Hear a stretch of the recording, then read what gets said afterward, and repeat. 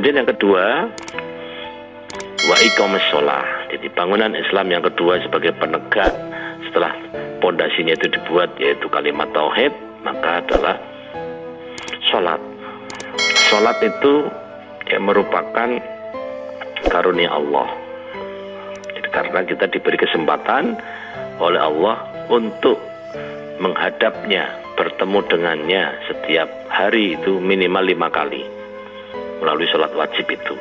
Di dalam surat Toha, ya, surat 20 ayat 14, Allah berfirman, innani annallah la ilaha illa ana fa'budni wa aqimis sholata lidzikri.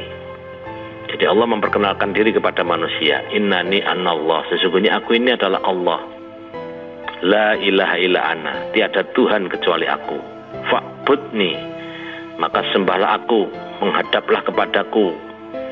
Dengan cara apa? Wa aqimis sholata lidzikri, yaitu dengan cara sholat agar engkau itu selalu mengingat kepadaku.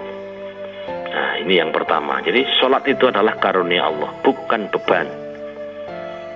Nah, kita ini sering menganggap sholat itu beban karena kita hanya dekati dengan hukum. Ini ada sholat wajib. Sholat wajib itu kalau dilakukan dapat pahala, kalau ditinggalkan berdosa. Jadi akibatnya yang muncul dalam diri kita adalah beban. Yang penting kewajiban digugurkanlah. Jadi maka kita kadang-kadang manusia itu banyak yang seenaknya, yang penting kewajiban gugur. Lalu sholat duhur jam 2, sholat asar jam 5, sholat maghrib setengah 7 misalnya gitu kan. Isyaknya malah subuhnya disiangin setengah 7. Nah, ini akibat tadi mindset, ya, pola pikir di dalam kepala kita itu bahwa sholat itu hukumnya wajib. Nah, sekarang kita rubah, sholat itu adalah karunia Allah karena kita diberi kesempatan untuk menghadap kepada Dia sehari 5 kali. Jadi ketika kita ini agak malas gitu, kita bayangkan kalau kita disuruh menghadap bupati saja senangnya setengah mati, disuruh menghadap gubernur apalagi presiden itu sangat senang sekali. Kita tidak pernah seenaknya ketika diminta menghadap bupati jam 10, tidak akan mungkin kita berani datang jam 11. Tidak mungkin datang, kita ini berani menghadapnya setengah 11. Itu baru menghadapi sesama manusia. Nah, ini kadang-kadang kita ini diberi kesempatan oleh yang maha kuasa, yang maha hebat, yang lebih hebat dari presiden yang paling hebat di dunia ini, misalnya Donald Trump, presiden Amerika, kalau yang dianggap paling hebat. Ini lebih hebat lagi. Ya, kenapa kita tidak doyan? Kenapa kita tidak mau? Nah, inilah yang sering pemahamannya yang tidak tepat yang dialami umat Islam karena sholat itu dianggap beban. Nah, oleh karena itu, mari kita rubah. Jadi bagaimana biar kita ini bisa menegakkan bangunan Islam? Sebagai tiang penegaknya adalah sholat. Yang pertama, maka kita menyadari sholat itu adalah karunia Allah karena kita diberi kesempatan menghadap kepadanya sehari 5 kali. Kemudian dari sisi manfaat, ya, sholat itu menyehatkan. Oleh karena itu Nabi bersabda, as-sholatu liwaktiha, sholatlah kalian di awal waktu. Kita bisa sholat di awal waktu kalau kita ini sholatnya dengan berjamaah. Kalau kita ini sholat sendirian cenderung pasti mundur-mundur, ntar dulu tanggung gitu kan. Kalau orang Jakarta bilang ntar besok, ntar sok gitu kan. Lalu nggak dilaksanakan, udah kelewat. Nah, jadi sholat berjamaah itu bagian dari cara agar kita ini bisa sholat di awal waktu. Kenapa Nabi menganjurkan as-sholatu liwaktiha? Padahal waktu sholat itu kan agak panjang. Jadi misalnya zuhur sampai asar, zuhur setengah 12, asar jam 3 kurang seperempat. Kan itu bisa ada selisih waktu 2,5 jam. Kenapa Nabi bersabdanya as-sholatu liwaktiha, sholatlah kalian di awal waktu. Nah, sekarang di dunia kesehatan itu mengetahui ternyata di jadwal sholat yang 5, pembuluh darah kita ini dilonggarkan oleh Allah. Jadi nanti setelah jadwal sholat di awal waktu itu kira-kira setengah jam dari awalnya itu sudah selesai, sudah terlewati, pembuluh darah kita ini akan menyempit lagi. Nah, logikanya ketika orang pembuluh darahnya itu dilebarkan, kemudian dia sujud, maka oksigen yang tersimpan, jadi oksigen itu setelah dihirup oleh paru-paru akan disimpan di jantung, nanti akan dikeluarkan pada saat dibutuhkan ketika kita gunakan untuk beraktivitas.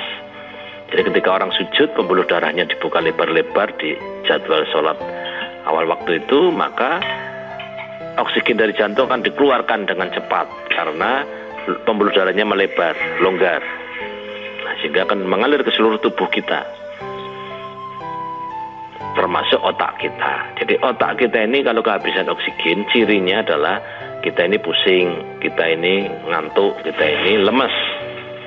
Jadi kalau kita tidak sedang sakit, kok merasa kondisi demikian tadi, ini berarti tanda otak kita habis. Oleh karena itu kita harus memperbanyak cadangan oksigen dalam tubuh kita. Jadi caranya apa?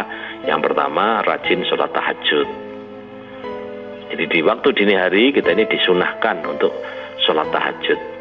Wa minal laili fatahajjat bihi nafilatan lak. Pada sebagian malam, yaitu setelah lewat tengah malam, bangunlah kalian, sholatlah tahajud sebagai ibadah tambahan bagimu. Nah, secara rasional, secara logika kita tahu kok diperintahkan sholat dini hari. Oh, ternyata dini hari itu oksigen sangat banyak.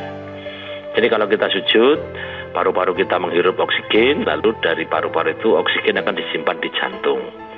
Nanti oksigen yang banyak itu akan dipakai kita untuk beraktivitas di siang hari. Nah, aliran oksigen itu akan sangat banyak mengalir ke seluruh tubuh kita pada saat kita sholat di awal waktu. Sehingga kalau orang sholat tapi terlambat, maka ada dua kerugian. Satu, dia tidak berjamaah, nilainya hanya 1. Terlambat juga pasti nilainya berkurang. Orang sekolah, orang kuliah terlambat saja, kadang-kadang gurunya, dosennya juga melarang masuk. Ya. Kalaupun sering terlambat, akhirnya ya dikurangi nilainya. Nah, jadi kalau orang sholat itu terlambat, ruginya 2, nilainya berkurang, pahalanya berkurang, manfaat kesehatannya pun juga sudah sangat tidak terasa karena pembuluh darah ini sudah menyempit lagi. Maka kita dianjurkan as-sholatu liwaktiha. Agar kita ini bisa sholat di awal waktu, maka kita dianjurkan berjamaah. Rasulullah bersabda, sholatul jamaah afdol min sholatil fadhi sab'in wa isrin darajah. Sholat berjamaah itu lebih baik daripada sholat sendirian sebanyak 27 kalinya. Nah, jadi ini yang kedua, sholat itu menyehatkan. Kemudian yang ketiga,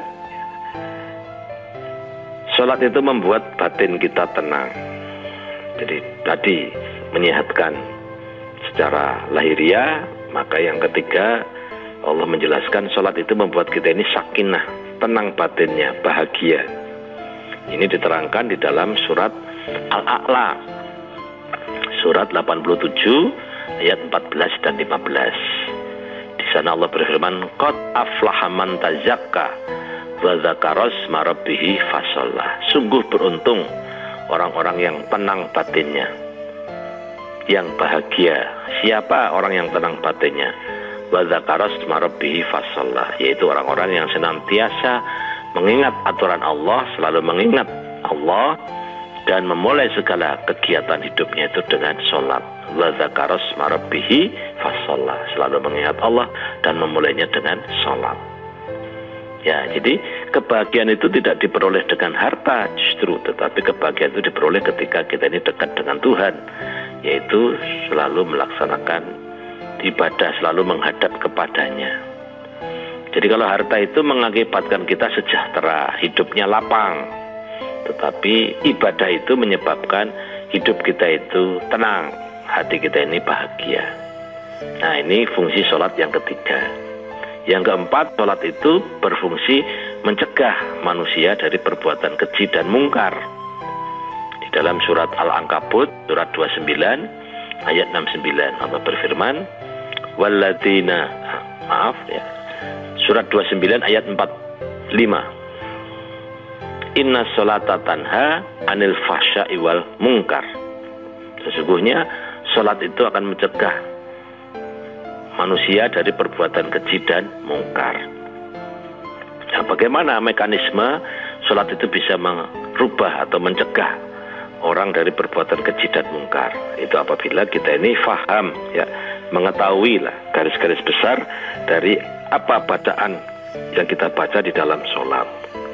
Karena bacaan sholat itu isinya doa, mohon kepada Allah, ya, agar kita ini tidak berbuat kejahatan. Misalnya di dalam doa iftitah yang menggunakan Allahumma ba'id, kan di sana diterangkan Allahumma ba'id baini wa baina khotoyaya kama ba'atta bainal masyriqi wal maghribi. Allah, jauhkan antara aku dan kesalahanku sebagaimana engkau menjauhkan antara timur dan barat. Allahumma naqqini minal khotoya kama yunaqqa thawbul abyadzu minat danas. Ya Allah, bersihkanlah segala kesalahanku sebagaimana engkau membersihkan pakaian yang putih dari kotoran.